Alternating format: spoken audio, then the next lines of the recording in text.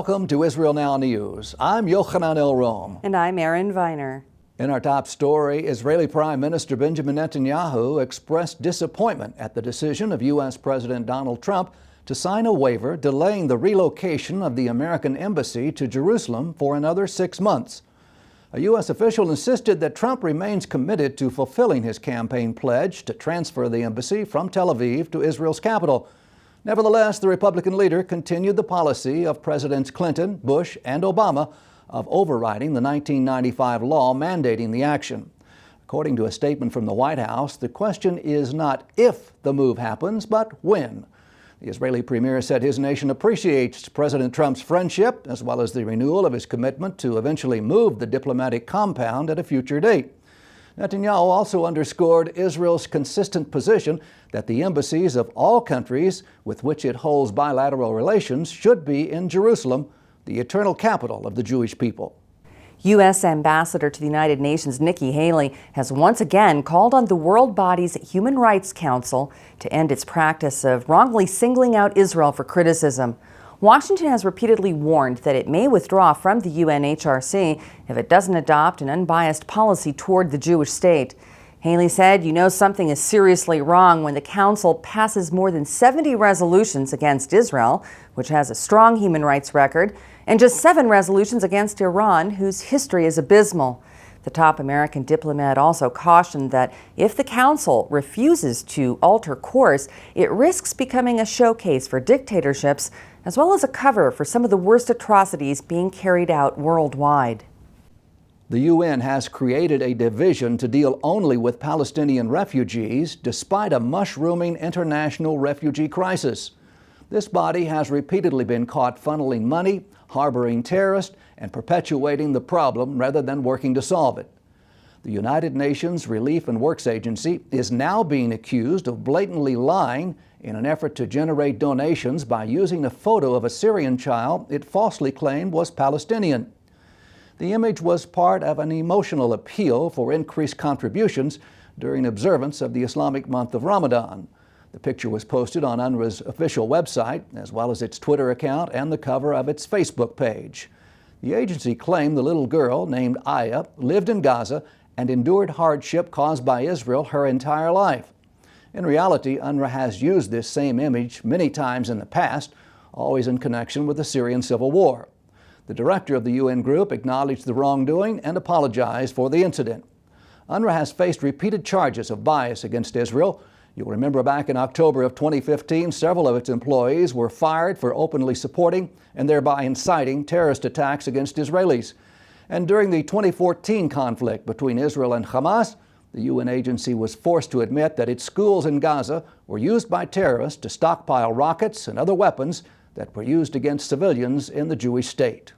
Meanwhile, UN Secretary General Antonio Guterres has acknowledged that the world body has been used by Hamas to a certain extent, and he expressed his very strong commitment to not allow the Gaza rulers to instrumentalize the UNRWA agency.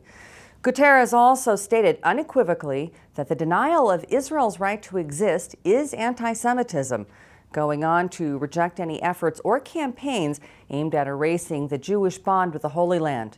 The UN chief has repeatedly criticized resolutions passed by his organization's UNESCO Cultural Agency that deny the 3,000-year history between the Jewish people and Jerusalem. A top Israeli official has documented the Palestinian Authority's payment of $1.12 billion to terrorists and their families over the past 4 years. Reserve Brigadier General Yossi Kuperwasser told the Knesset Foreign Affairs and Defense Committee that the salary amounts were linked to the magnitude of the attack and that those who committed the most heinous crimes received the most money. Kuperwasser formerly headed both the Ministry of Strategic Affairs and the Army's Intelligence and Research Division. He pointed out that convicted Palestinian terrorists are given financial grants and PA jobs upon their release from prison. He also stressed that Ramallah's own budgetary documents prove the payments are salaries and not social welfare benefits to the needy as claimed by the PA. The report came just days after Palestinian Chief Mahmoud Abbas admitted that U.S. President Donald Trump expressed fury during their meeting in Bethlehem last month because Abbas had lied to him about the PA's support of terror. At a later press conference, Trump publicly stated that peace can never take root in an environment where violence is tolerated, funded, or rewarded. All of Israel's top leaders attended a formal ceremony marking the official 50th anniversary of the Six-Day War. Most of the national commemorations were observed on May 24th, which was the day that the war erupted based on the Jewish calendar. The monumental victory by Israeli forces in 1967 succeeded in reunifying Jerusalem with their capture of Judea and Samaria from Jordan, as well as the Sinai and the Gaza Strip from Egypt and the Golan Heights from Syria in less than a week. Israeli Prime Minister Benjamin Netanyahu addressed the Economic Community of West African States, known as ECOWAS, during his lightning trip to the continent this past week. The highlight of the mission was the signing of a historic $1 billion Memorandum of Understanding to advance green energy power projects across 15 ECOWAS member states over the next 4 years. Israel's leading solar developer, Energia Global, will execute the project. The company's country director, Remy Reinstein, said that the group is prepared to finance and build the first national demonstration solar projects in all ECOWAS-affiliated countries to promote political stability, social and economic development, and the transfer of knowledge. The chairman of the Israel-Africa Caucus of the Israeli Parliament, Knesset member Avram Naguse, remarked that the nation of Israel can literally help African heads of state bring power to 600 million residents who currently live without electricity.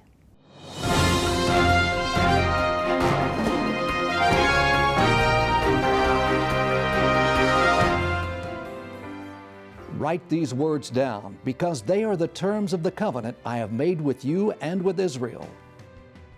Tens of thousands of Bible-believing Christians are learning the language of the Bible. Gain a deeper understanding of the Scripture. Discover the hidden meaning of the Bible that has been lost in translation for centuries. Our dedicated staff of teachers are centered in the heart of Jerusalem to help you learn the language that was spoken by our forefathers and prophets. Join the Israel Institute of Biblical Studies online course and learn the language of the Bible today.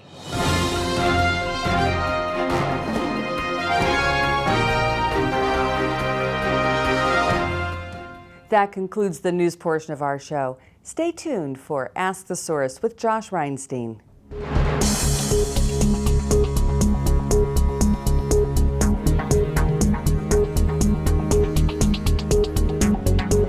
Hello and welcome to Ask the Source. I'm your host, Josh Reinstein, and we're here in our studio in Jerusalem. My guest today is Representative Alan Clemens from the great state of South Carolina. Alan, thank you for being on the show. Thank you, Josh. Great to be here with you. Alan, you're very well known in Israel. You've taken a very pro-Israel stance. How is it that someone from South Carolina has become such a champion of Israel and its capital, Jerusalem? Well, first of all, South Carolina is the buckle of the Bible Belt in the United States. In South Carolina, we respect Israel. We respect it as being the foundation of Christianity. And as I said, we're all about the Bible in South Carolina. So it's good to be able to be a part of this Israel experience and merging that with the South Carolina experience. You started with a resolution in 2001 recognizing Jerusalem as the undivided capital of Israel and its heartland, Judea and Samaria. And then you actually legislated the first anti-boycott, divestment, and sanction act.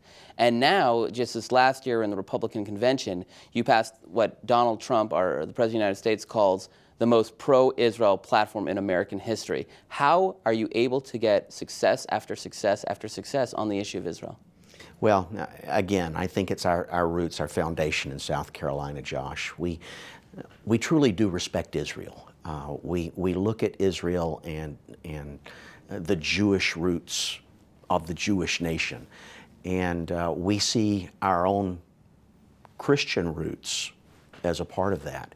And as a result, you know, I have a philosophy. I believe that in South Carolina, like in most of the United States, it's a point of patriotism for South Carolinians to support Israel. And that's a great foundation to start whenever you're working on legislation that's going to impact the Jewish nation.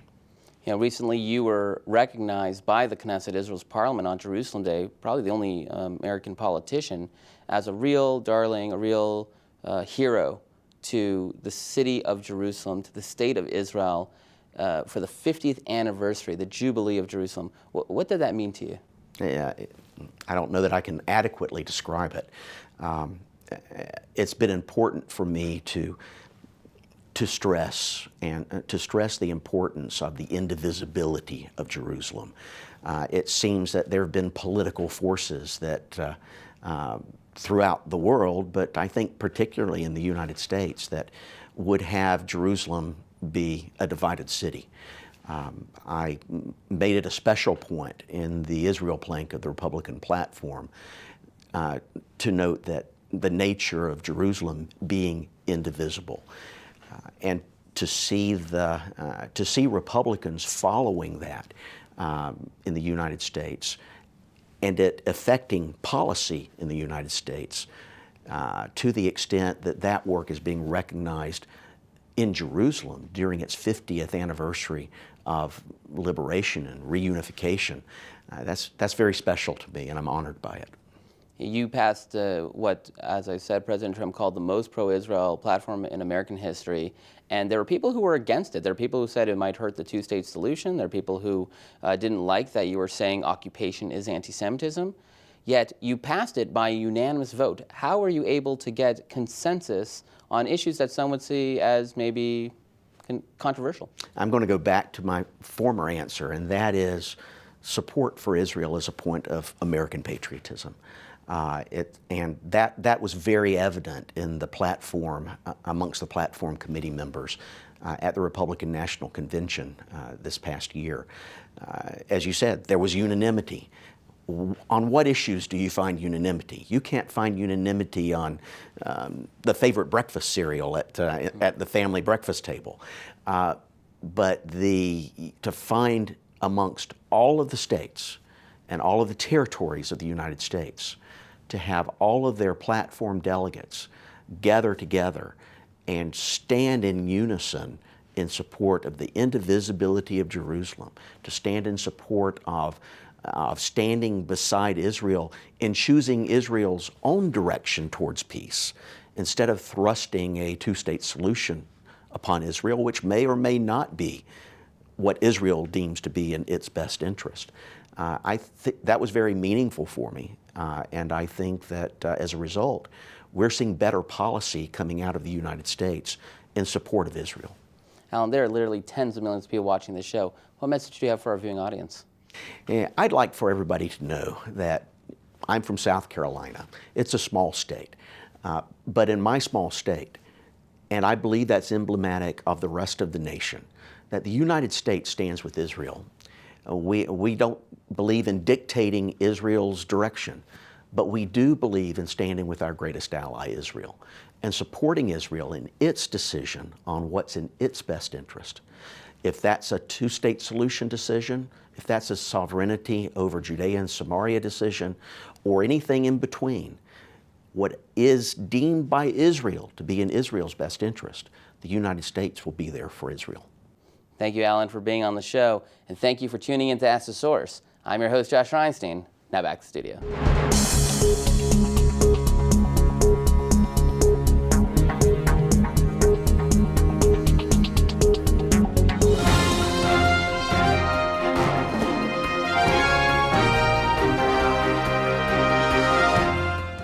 Up next, the return to Zion with Karen Hayesod.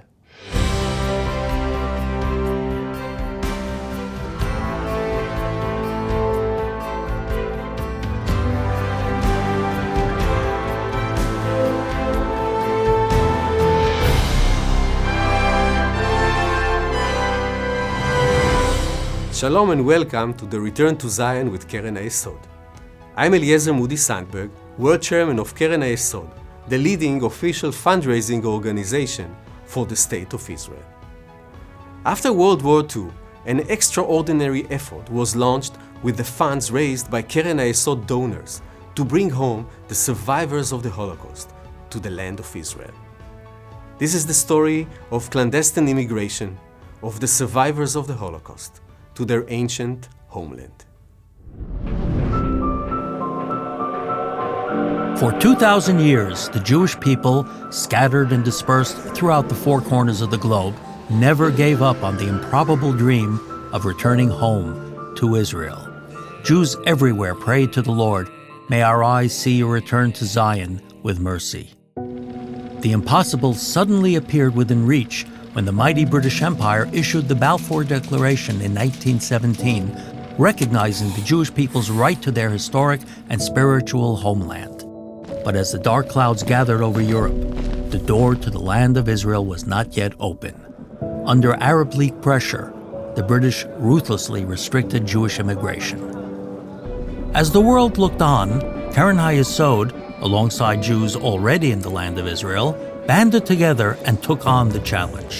They launched the clandestine naval operation, codenamed Aliyah Bet, to save their brethren from the clutches of Nazi Germany and bring them to Israel, fulfilling Ezekiel's prophecy of bringing dry bones to life.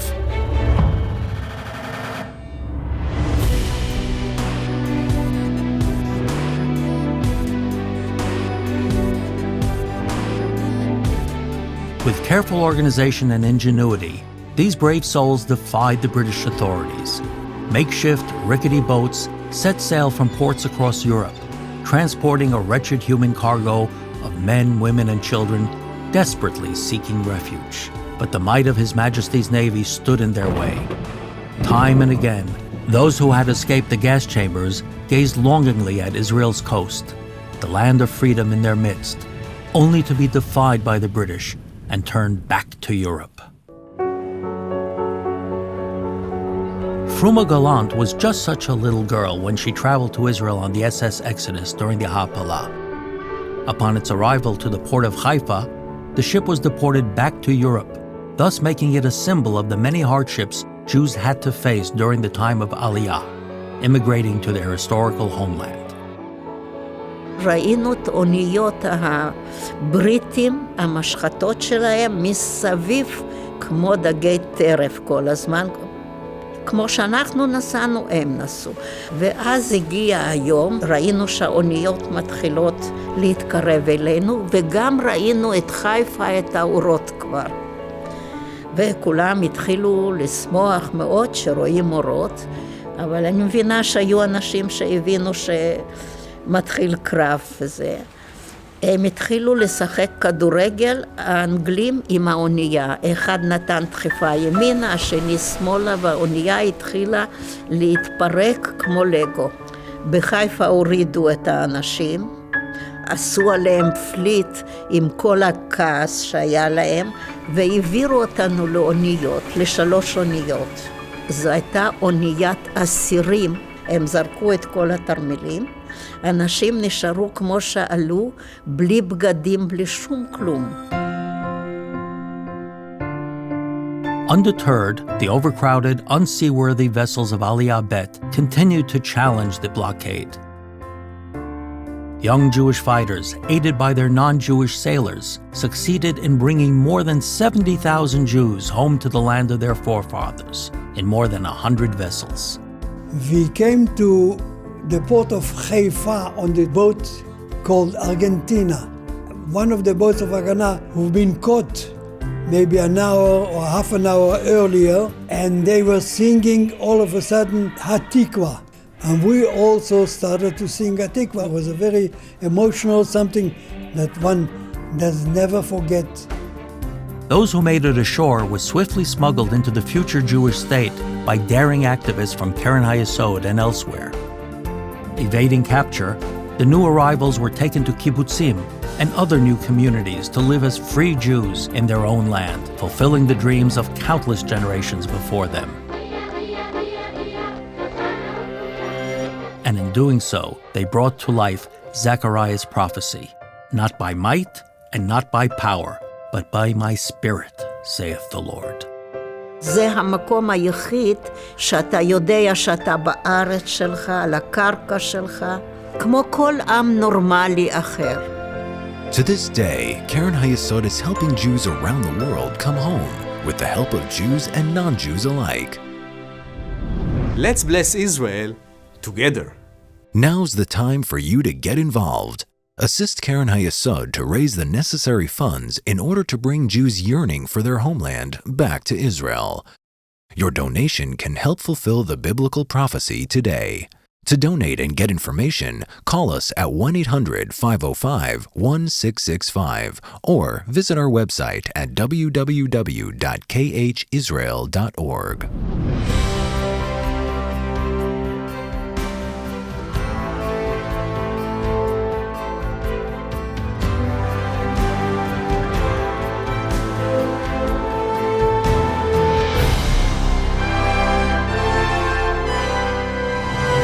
Ever wonder what fake news is? Last week, headlines in CNN, Al Jazeera, and The Guardian said that Hamas now accepts a Palestinian state along the 1967 lines. The New York Times headline called this moderation. The intimation is that Hamas now accepts a state of Israel. Great news, right? Well, except for one small detail. This is a complete distortion of the truth. The new Hamas document says that Israel has no right to exist. It says every inch of our land belongs to the Palestinians. It says there is no acceptable solution other than to remove Israel. So why does Hamas say there's a consensus for a smaller Palestinian state now? In order to destroy Israel later. They want to use their state to destroy our state. Is moving from calling for genocide of all Jews to calling just for the annihilation of Israel, is that progress or moderation? Only if you have no standards whatsoever. It's bad enough that Hamas lies to the world. We don't also have to lie to ourselves. Hamas murders women and children. It's launched tens of thousands of missiles at our homes. It brainwashes Palestinian kids in suicide kindergarten camps. So, where does this hate-filled document belong?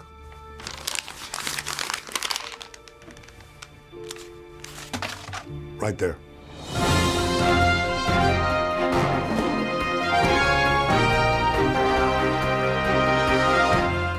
Please stay tuned for the ICEJ report from the International Christian Embassy, Jerusalem. After the Jews were exiled from the land of Israel and dispersed among the nations, within them there remained a dream that by next year we will be in Jerusalem. And the term used for describing this return to Jerusalem is Aliyah.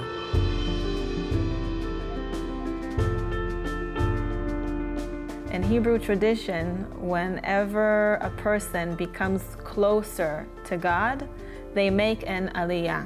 And so when someone comes to Israel and fulfills that dream, that prayer of to next year in Jerusalem, they are going up spiritually. It's not just immigrating, it's not just moving from place to place, it's fulfilling this commandment of next year in Jerusalem, of going up to be closer to where you're meant to be. The Ethiopian Jews have been extremely faithful under duress, under persecution, under harsh living conditions. Beyond that, the people that are living today still in Ethiopia represent a very complex reality.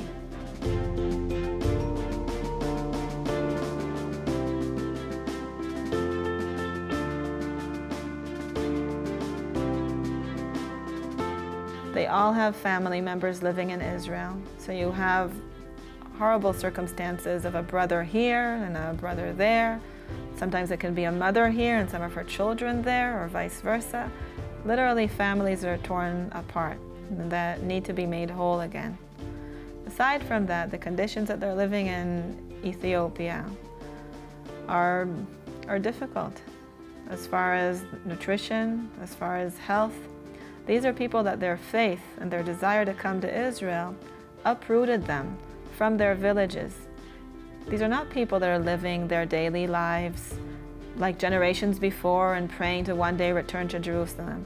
These are people that already became Abrahams. These are people that left their villages and came to the city of Gondar and congregated together with this dream, with this vision, and are living there almost as refugees in their own country, struggling to survive. And we need to bring them. My name is Oshra Friedman. I started my journey to Israel when I was 5. I'm doing my PhD at the Haifa University. I'm married, proud to be a mother for 3. And I'm Israeli citizen from Ethiopia, and I'm proud Jewish. Before we left Ethiopia to Israel, my 3 brothers did already Aliyah, immigrated to Israel. So they were already here waiting for us, even though we didn't have any connection with them. And my parents knew that this is the time. They got the sign that they're supposed to leave, and they just packed everything in one night and they walked. And we have been told to be quiet, and we walked with the parents. And lots of families, we were about 30 families, not all of them survived the way. We walked for 3 months. And for me, that experience of Operation Moses, it's a journey that opened doors for me, opportunities that me as a person and a woman and Ethiopian community can be a little bit something else. We can achieve a little bit more, and to learn how to live in a new country. In the eye of a child, I learned lots of things. I have been experienced a lot of things that I never had. That was the first time that I saw a plant, a truck, even a building, and also find out that not all the Jewish are black. That was also a surprise for me. So for me, that operation was a very significant moment that actually started my whole new life in Israel. From the first time that I went to study, I learned how much I don't know and I need more, and I have this hunger to study more and more and more. For me, it was amazing because I thought that now I can do things that maybe I didn't dream about, but I know I'm capable to do. Make this dream of returning to Jerusalem become a reality for other Ethiopian Jews. Go to icej.org/aliyah to donate today.